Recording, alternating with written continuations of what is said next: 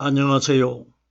저는 성경 속에 감춰져 있는 하나님의 비밀이 되신 예수 그리스도에 관한 신비의 말씀을 전하는 영마루입니다.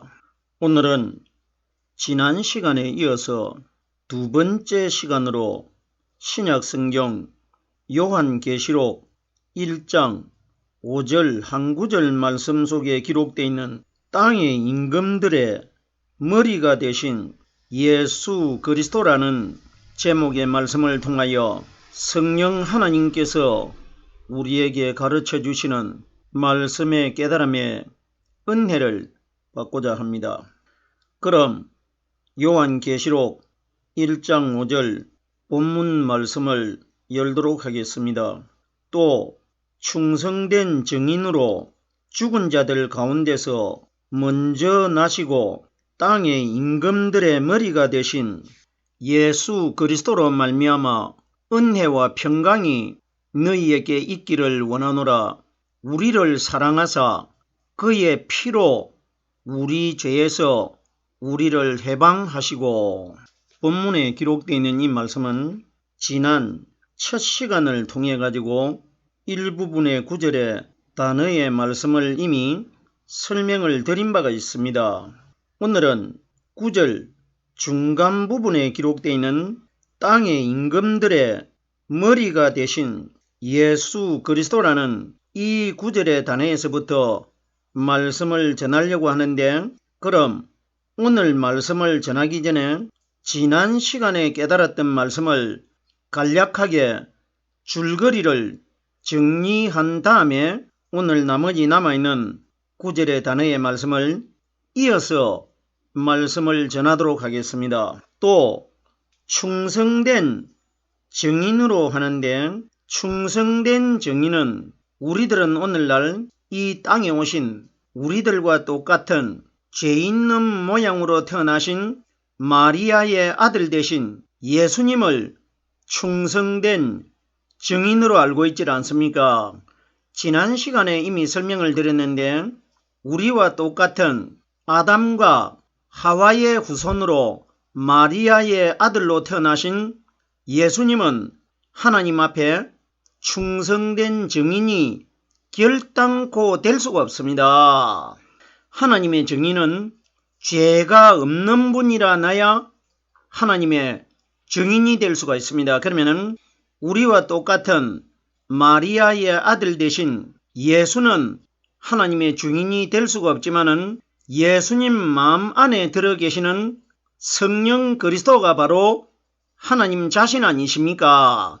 예수님께서 이 땅에 오셔가지고 내 마음 안에는 하나님 아버지께서 말씀으로 나와 함께 하신다고 여러 번 자랑하셨지 않습니까? 그러면 충성된 증인이라는 것은, 증인은 성경에 기록되어 있는 이 말씀을 오늘날 우리들에게 마음속에서 가르쳐 주시고 깨닫게 해주시는 오순절날 이 땅에 임하신 성령이 우리에게 주시는 말씀을 증인으로 비유한 겁니다. 그러면은 충성된 증인이라 하는 분은 육신의 마리아의 아들 되신 예수님이 아니시고 예수님 마음 안에 들어 계시는 성령 그리스도를 가르쳐 증인이라고 합니다. 그러면은 모든 성경에 기록되어 있는 하나님의 말씀은 현재 오늘날 이 땅에서 하나님을 믿는 우리 신앙인들 기준으로 기록되어 있기 때문에, 그러면은 오늘 저녁이라도 하나님이 이 세상을 심판하러 오시면은 이 세상에서 하나님 앞에 충성된 증인으로 선택될 사람들은 예수님 안에 들어 계시다가 오순절날 이 땅에 임하신 성령이 우리에게 가르쳐 주시는 말씀 안에 들어있는 사람들이 심판때에 하나님에게 충성된 증인으로 선택된다는 것입니다. 충성된 증인으로 죽은 자들 가운데서 먼저 나시고, 죽은 자들은 실제적으로 육신이 생명이 끊어져 가지고 땅속에 무덤 안에 장사되어 있는 시신들을 가리킨 것이 아니고, 하나님께서 에덴 동산에서 인류 최초의 사람 아담에게 네가 선악을 알게 하는 나무의 실과를 먹는 날에는 정녕 죽으리라고 하셨는데 아담이 그 실과를 먹었기 때문에 아담 이후로 태어난 우리들은 아담과 같은 죄를 짓지 아니하였지만은 우리들은 다 영적으로 하나님과 관계가 단절되어 있기 때문에 죽어 있는 겁니다. 그러면은 죽은 자들이라는 것은 예수님이 이 땅에 오셨을 때는 아담의 죄를 다 가지고 있기 때문에 다 죽어 있고 마리아의 아들로 태어나신 예수님도 죽어 있는 겁니다. 예수님이 살아는 있지만은 결론은 죽질 않습니까? 아담의 죄 때문에. 죽은 자들 가운데서, 그러면 이 세상에 있는 인류 전체는 사람이 죽어도 그 마음 가운데 다시 영적인 몸으로 거듭날 수 있는 성령의 말씀이 들어있지 않았기 때문에 아무도 거듭날 수가 없었는데 예수님 안에만 우리와 다르게 죄가 들어있지 않고 선하신 하나님의 성령의 말씀이 들어있었기 때문에 오직 예수 그리스도 한 분만 죽은 자들 가운데 마음 가운데 성령 하나님이 들어 계셨기 때문에 예수님이 3일날 새벽에 무덤 바깥으로 모습을 정체를 보여주셨지 않습니까? 무덤 바깥으로 나오신 그분은 죽은 예수님이 살아나신 것이 아니고 죽은 예수님 안에 들어 계시는 잉태가 되실 때에 하늘나라에서 가브리엘 천사가 하나님의 말씀을 가지고 내려왔다고 자기가 말하면서 마리아가 육신의 마리아의 아들이 되는 예수를 육신적으로 잉태할 때에 그 예수님 육신 속에 하늘에서 내려오신 가브리엘 천사가 가지고 내려온 하나님의 말씀이 마리아의 아들 되신 예수님 마음 안에 들어 계셨지 않습니까? 이분이 3일날 새벽에 죽은 예수님 속에서 나오셔가지고 무덤 바깥으로 정체의 모습을 드러내신 것입니다. 무슨 소린지 깨달아 주셔야 됩니다. 죽은 자들 가운데서, 가운데라는 것은 죽은 예수님 마음 가운데, 마음 중심에 영원히 죽지 않는 영원한 생명이 되신 하나님의 성령의 말씀이 바로 생명 아닙니까? 생명의 말씀이 영적인 신령한 하나님의 몸으로 거듭나셨다는 것입니다. 먼저 나셨다는 것은 무덤 속에서 인류 최초로 영적인 하나님의 몸으로 거듭나셨기 때문에 상징적으로 하나님의 아들이 되신 것 아닙니까? 이분을 먼저 나셨다는 것은 예수 그리스도께서 이 세상에 인류 최초로 영적인 형상이 번개같이 빛나는 그 몸으로 하나님의 몸으로 거듭나신 분을 먼저 나신 분이라고 기록되어 있는 것입니다. 땅의 임금들의 머리가 되신 오늘날 이 말씀들을 사람들이 어떻게 이해를 하고 있느냐? 땅의 임금들이라고 하니까 세상의 각 나라에 있는 나라를 주관하고 있고 다스리고 있는 각 나라의 대통령이나 왕들을 가리켜 임금들이라는 것으로 사람들이 이해를 하고 있는데 이런 이야기 아닙니다. 생각을 해보세요. 세상에 있는 임금들, 왕들 머리가 돼가지고 예수님이 무슨 소용이 있겠습니까? 하나님이 세상에 하나님을 믿지도 않는 각 나라의 왕들 중에 하나님 자신이 가장 큰 만왕의 왕이시다. 이걸 성경에 기록하셨겠습니까? 이런 이야기 아닙니다. 성경에 기록되어 있는 말씀은 오늘날 이 땅에서 하나님을 믿는 우리 신앙인들과 하나님 자신과의 관계, 즉 말해서 하나님은 바로 말씀 아니십니까? 오순절날 이 땅에 임하신 성령께서 우리에게 가르쳐 주시고 깨닫게 해주시는 이 말씀 안에 들어있는 사람과 하나님 자신과의 관계를 기록해 두신 것입니다. 그러면은 땅의 임금들의 머리가 되셨다는 것은 땅의 임금은 사람을 가리켜 임금이라고 말씀하신 것이 아니고 동방 박사들이나 본디오 빌라도 앞에 신문을 받는 예수님이 네 말대로 내가 왕이라고 말씀을 하셨고 동방 박사들이 유대인의 왕으로 나신 이가 어디 계시뇨? 우리가 그에게 경배하러 왔다고 기록이 되어 있는데 예수님이 말씀하신 빌라도에게 네 말대로 내가 왕이다고 하는 것과 동방 박사들이 유대인의 왕으로 나신 이가 어디 계시노 하는 것은 눈에 보이는 마리아의 아들 되신 예수가 왕이 아니고 예수님 안에, 아기 예수님 안에 유대인의 왕이 되신 성령 하나님이 들어 계시질 않습니까?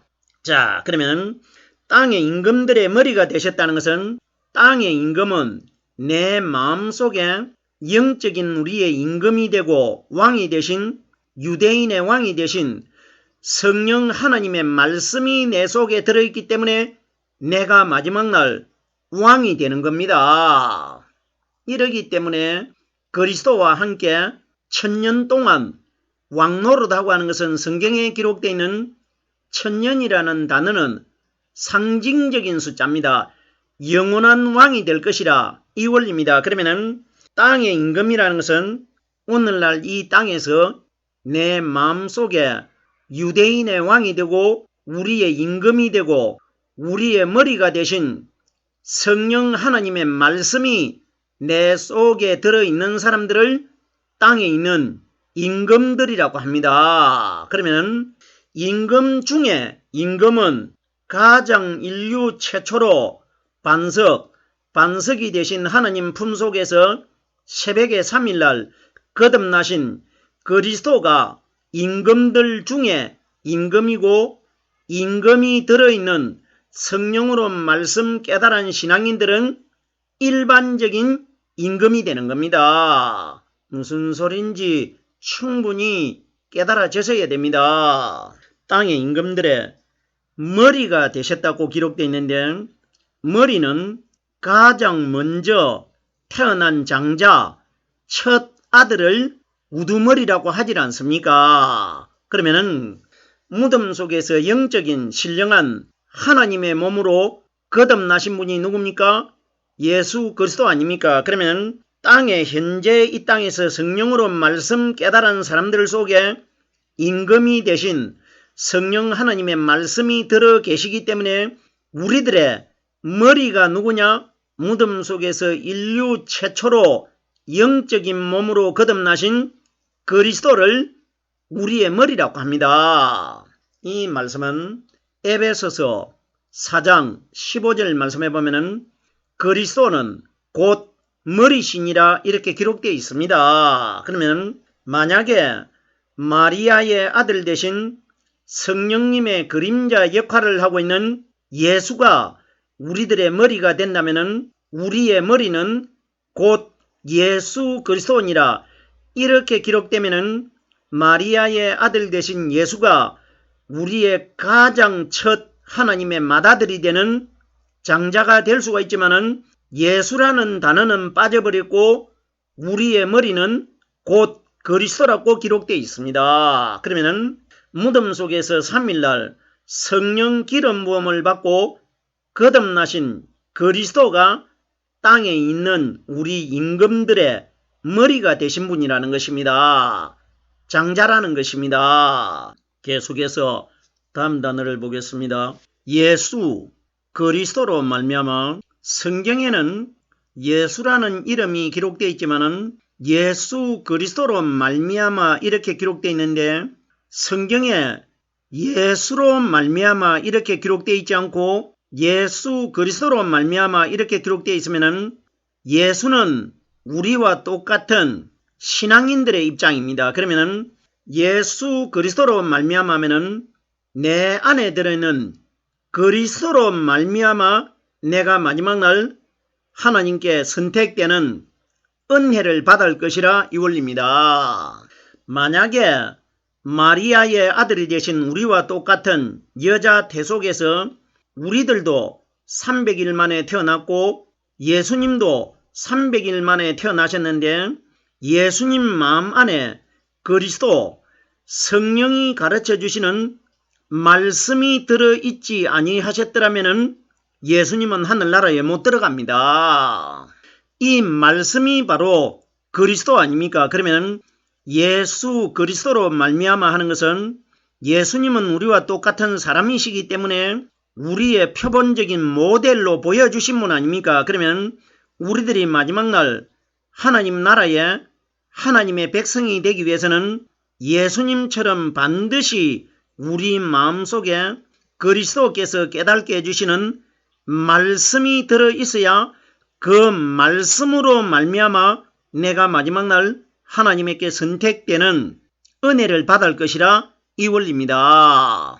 예수 그리스도로 말미암아 결론적으로 이 말씀을 영적으로 구체적으로 설명을 드리면 예수님 안에 들어 계시다가 오순절날 이 땅에 임하신 성령이 오신 목적은 단 한 가지, 오직 우리들에게 성경에 기록되어 있는 이 말씀을 가르쳐 주시기 위하여 오셨습니다. 그러면 예수 그리스도로 말미암아 하는 것은 예수 그리스도 안에 들어 계시는 오순절날 이 땅에 임하신 성령께서 우리에게 가르쳐 주시고 깨닫게 해주시는 이 말씀으로 말미암아 이렇게 기록된 겁니다. 이와 비슷한 내용의 말씀이 요한복음 14장 6절 말씀에 보면은 예수님께서 내가 곧 길이요 진리요 생명이니 나로 말미암지 않고는 아버지께로 올 자가 없느니라. 우리들은 이 내용을 어떻게 깨닫고 있습니까? 여기에 내가 곧 길이요 진리요 생명이니 하는데 곧이라는 것은 지금 너희들에게 너희와 똑같은 죄 있는 모양으로 태어난 나 예수가 길이 되고 진리가 되고 생명이 되는 것이 아니고 내가 곧 오순절날 오기 때문에 내가 곧 오순절날 와가지고 너희에게 말씀을 주면은 그 말씀이 마지막 날 하늘나라로 갈 수 있는 길이 될 것이고 진리가 될 것이고 생명이 될 것이라는 것입니다. 그럼 보세요. 나로 말미암지 않고는 아버지께로 올 자가 없느니라. 성령의 말씀을 가리켜 예수님 자신으로 비유합니다. 성령이 가르쳐 주시는 말씀으로 말미암지 않고는 하나님 아버지 나라에 올 자가 아무도 없다는 것을 우리에게 말씀해 주신 것입니다. 그러면은 예수 그리스도로 말미암아 하는 것은 오순절날 이 땅에 임하신 성령의 말씀으로 말미암아 너희에게 은혜와 평강이 있기를 원하노라 이렇게 기록된 겁니다. 그러면 은혜와 평강을 오늘날 이 시대에 우리 시대에 가지고 있는 사람이 어떤 사람이냐? 내 마음속에 성령께서 가르쳐 주시는 하나님의 말씀을 깨닫고 있는 사람들이 은혜와 평강이 내 마음속에 들어있는 것 아닙니까? 이걸 너희에게 있기를 원하노라. 있는다는 것은 내가 가져야 내 속에 은혜와 평강이 있는 겁니다.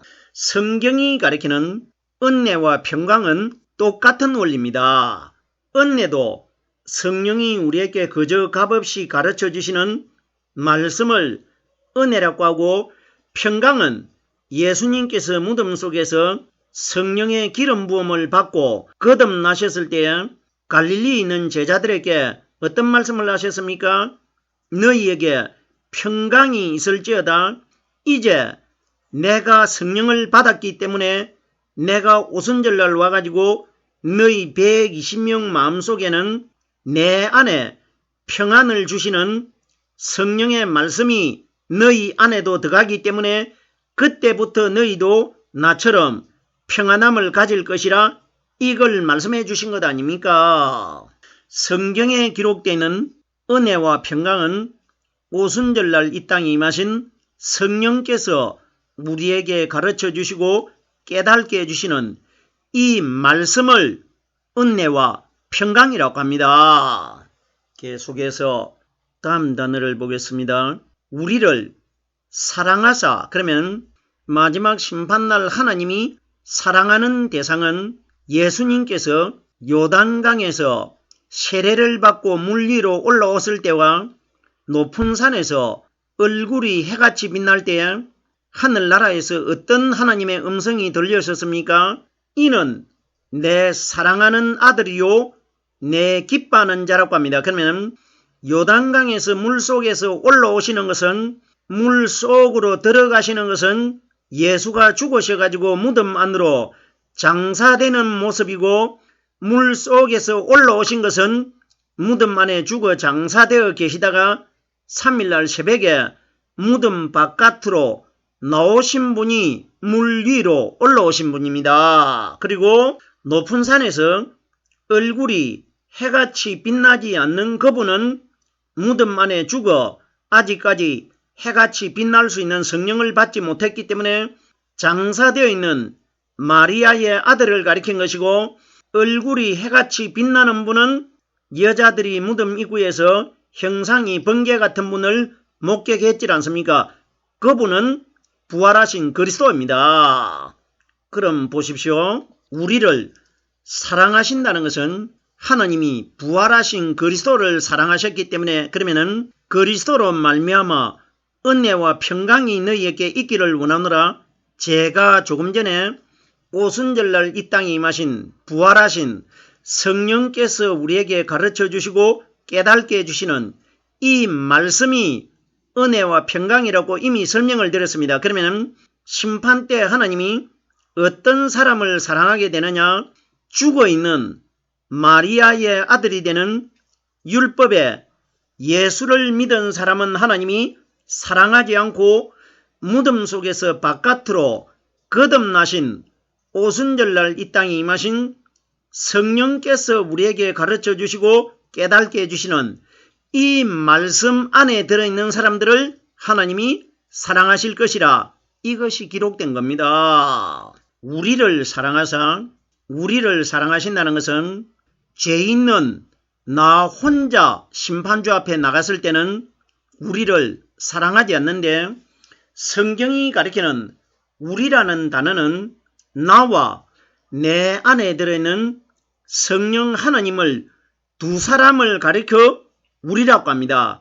오늘날 이 땅에 하나님을 믿는 신앙인들을 우리라고 한다, 이런 이야기가 아니고, 우리라는 단어는 두 숫자 이상이 되었을 때에 우리라고 하기 때문에 나와 내 안에 들어 계시는 성령 그리스도를 가리켜 우리라고 합니다. 그러면 죄를 가진 나를 보고 하나님이 사랑하시는 것이 아니라 하나님이 사랑하는 아들이라고 인정하신 오순절날 이 땅에 임하신 성령 그리스도께서 말씀으로 내 속에 들어 계시기 때문에, 그 말씀 때문에, 말씀이 심판주 하나님 자신 아닙니까? 그러면 하나님 자신의 말씀을 깨닫고 있는 사람들을 사랑하실 것이라 이 원리입니다. 보세요.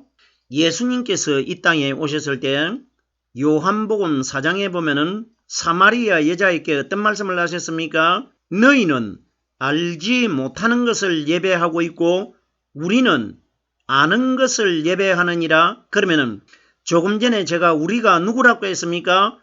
예수님 자신과 예수님 안에 들어있는 성령 하나님과의 관계를 우리라고 하신 것입니다. 그러면 우리는 아는 것을 예배한다.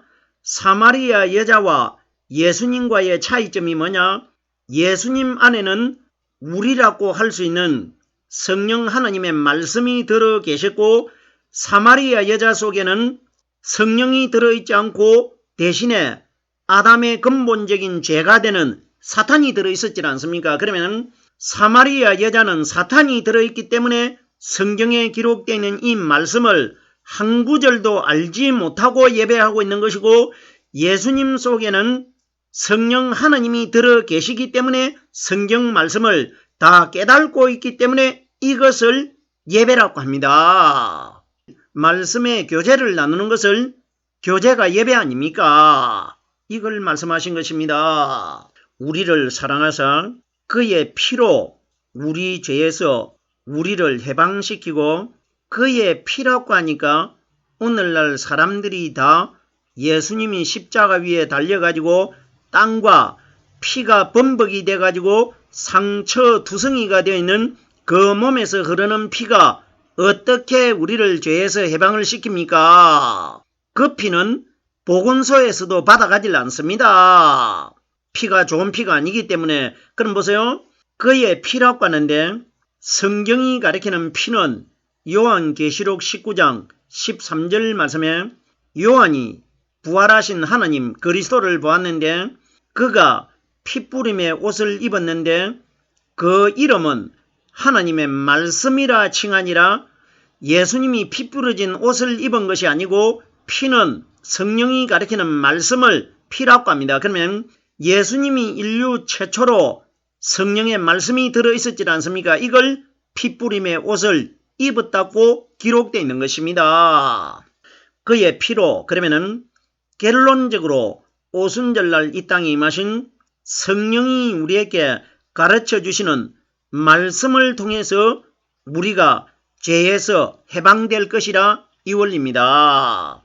내 마음 안에 성령의 말씀이 깨달아지기 시작하면은 죄의 근본이 되는 사탄이 바깥으로 쫓겨나갔기 때문에 이걸 그의 피로 하는 것은 성령이 가리키는 말씀으로 우리 죄에서 우리를 해방시킬 것이라 이 원리가 기록된 것입니다. 오늘 요한계시록 1장 5절에 기록되어 있는 말씀을 두 번째 시간으로 말씀을 깨달아 보았습니다.